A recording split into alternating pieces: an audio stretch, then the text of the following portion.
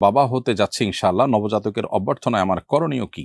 সদ্যজাত সন্তানের প্রতি বাবা মায়ের উপর কি কি হক রয়েছে? প্রিয় দর্শক, আপনার প্রশ্নের উত্তর হলো, নবজাতকের প্রতি আপনার কর্তব্যের অংশ হিসাবে নবজাতকের জন্মের পর তার উদ্দেশ্যে একটু দোয়া নিবেদন করবেন। নবী করিম সাল্লাল্লাহু আলাইহি ওয়াসাল্লাম হাসান এবং হুসাইন রাদিয়াল্লাহু তাআলা আনহুমার জন্মের পর দোয়া করেছিলেন, উঈদুকুমা বিকালিমাতিল্লাহি তাম্মা ওয়া মিন শাররি কুল্লি শাইতানিন হাম্মা ওয়া মিন কুল্লি আইনিন লাম্মা। অর্থাৎ তারা দুজনেই যমজ ভাই ছিলেন। নবীজি তাদের জন্য দোয়া করেছেন এবং বলেছেন যে, তোমাদের উভয়কে আল্লাহর কাছে আশ্রয় প্রার্থনা করি তোমাদের জন্য, শয়তান থেকে এবং মানুষের বদনজর থেকে। এভাবে আপনার সন্তানের জন্য আপনি দোয়া করবেন, শয়তান থেকে আল্লাহ যেন তাকে নিরাপদে রাখেন, পানাহ দেন।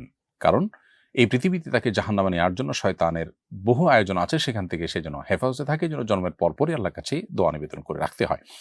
দ্বিতীয়ত, সন্তানের ডান কানে আজান এবং বাম কানে একামত, জাস্ট আজান একামতের শব্দগুলো তার কানে শোনানো বা তাকে তার কানে উচ্চারণ করা বা সে শুনতে বা জাস্ট সেরকম মৃদু কণ্ঠে শোনানো। তৃতীয়ত, তাহনিক করা, অর্থাৎ কোনো নেককার মুত্তাকি পরহেজগার মানুষকে দিয়ে, সেরকম কাউকে না পাওয়া গেলে নিজেরা করতে পারেন। একটু খেজুর মুখে চিবিয়ে এর যে ভেজা অংশ সেটা বাচ্চার মুখে লাগাই দেওয়া, সেজন্য একটু চুষতে পারে, অথবা একটু মধু মুখে লাগিয়ে তার মুখে দেওয়া বিসমিল্লাহ বলে।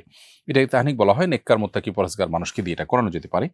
এছাড়া সপ্তম দিনে বাচ্চার মাথার চুল চেসে সেটার ওজন পরিমাণ স্বর্ণ অথবা ওজন পরিমাণ রূপা, যার যার সামর্থ্য অনুযায়ী, অথবা স্বর্ণ বা রূপার মূল্য গরিব বা দুঃখীদেরকে দান করে দিতে হবে। এটি মুস্তাহাব একটি কাজ, না করতে পারলে বড় কোনো অসুবিধা নেই। আর এছাড়া সপ্তম দিনে তার আকিকা করা, ছেলে হলে 2টি ছাগল, মেয়ে হলে 1টি ছাগল আল্লাহর নামে জবাই করে তার পক্ষ থেকে আকিকা দিতে হবে এবং জবাই করার পর বা জবাই করার সময় বলবে, আল্লাহ, এটি হলো আমার অমুক সন্তানের আকিকা। তার আগে তার জন্য সুন্দর একটা নাম নির্বাচন করতে হবে। সে নাম নির্বাচন করার ক্ষেত্রে শরিয়ার যে নীতিমালা আছে সেগুলো লক্ষ্য করে তার মুসলিম আইডেন্টিটি প্রকাশ পায় সেরকম নাম রাখার চেষ্টা করতে হবে। আজকাল অনেকে আমরা আনকমন নাম রাখতে গিয়ে মুসলিম আইডেন্টিটির বাইরে চলে যায় এবং এমন সব নাম রাখি সন্তানদের যে নামগুলো দেখে তাদের আসলে মুসলিম কি অমুসলিম বোঝার কোনো উপায় থাকে না। পৃথিবীতে পশ্চিমারা যাদের ধর্মকর্ম একেবারে হারিয়ে গেছে, তারা পর্যন্ত তাদের সন্তানদের নামকরণ করার ক্ষেত্রে ধর্মীয় আইডেন্টিটিকে এখনো মাথায় রাখে, অথচ দুর্ভাগ্যজনক বাস্তবতা আমরা অনেকে সেই জায়গা থেকে সরে আসছি। অতএব এই কাজগুলো আপনি আপনার সন্তানের জন্য করবেন ইনশাআল্লাহ বিদিনিল্লাহ। সন্তানকে নেককার করার জন্য, দিনদার করার জন্য ছোটবেলা থেকে আপনি চিন্তা করবেন, ভাববেন এবং তার জন্য সেই প্ল্যান প্রোগ্রাম করবেন। এটি আপনার কর্তব্যের অংশ তার প্রতি। আমি একজন সরকারি চাকরিজীবী, আল্লাহ তাআলার রহমতে হজ পালনের উদ্দেশ্যে নিবন্ধন করেছি। হজের খরচ মেটানোর জন্য আমি আমার জিপিএফ ফান্ড থেকে কিস্তিতে পরিশোধযোগ্য অগ্রিম কিছু টাকা উত্তোলন করেছি। এই টাকা দিয়ে হজ করলে কি আল্লাহ হজ কবুল করবেন? বোন তাজকিরা সুলতানা, হজ এমন একটি ইবাদত যে ইবাদতের জন্য আমরা লোন করে হজের খরচ বহন করলে সেটি বিধেয় বা জায়েজ, সেটি কোনো মৌলিকভাবে অসুবিধার বিষয় নয়। জিপিএফ ফান্ড থেকে যে আপনি অগ্রিম টাকা নিয়েছেন, এটি যদি সুদমুক্ত কোনো লোন হয়ে থাকে তাহলে তো কোনো অসুবিধাই নেই।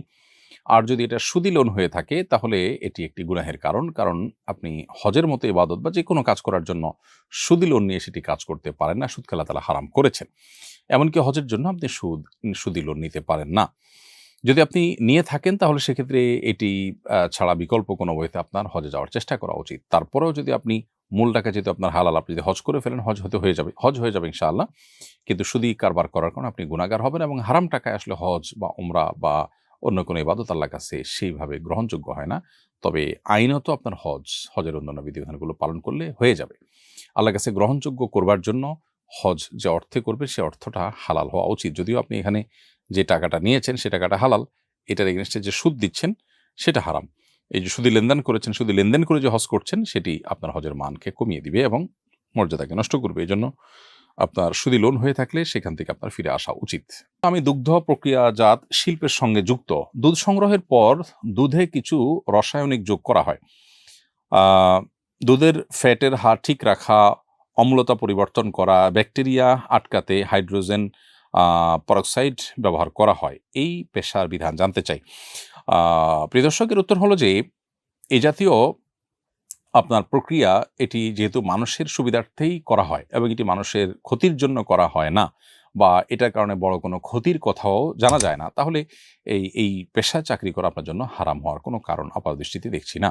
এরপরে প্রশ্ন হলো, আমাদের দেশে সাধারণত শীতকালে বিয়ে বেশি হয়। শীতকালে বিয়ের বিশেষ কোনো ফজিলত আছে কিনা? না দর্শক, শীতকালে বিয়ের কোনো বিশেষ ফজিলত নেই। শীতে, গরমে, বর্ষা কিংবা হেমন্তে যে কোনো মৌসুমে আপনি বিয়ে করতে পারেন।